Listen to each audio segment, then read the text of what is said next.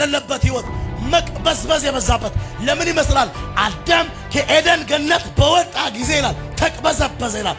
መቅበዝበዝ ሁሉ ጊዜ እግዚአብሔር ካለበት ስፍራ የመውጣት ምልክት ነው።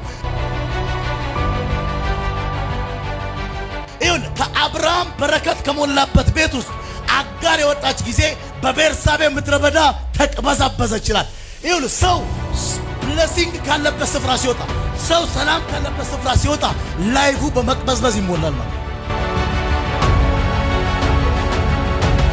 ሰዎች በሌላ አማርኛ በኃጢአት ጌታን ተቀብለው ሰዎች ጌታ ኢየሱስን እንደ ግል አዳኛቸው አድርገው ተቀብለው በኃጢአት ልምምዱ ሲሆኑ ላይፋቸው የመቅበዝበዝ ነው የሚሆነው። ረፍት የለው። ሲበሉ አያርፉ፣ ሲጠጡ አያርፉ፣ በሄዱበት ቦታ ሁሉ ሰላም አይሰማቸው።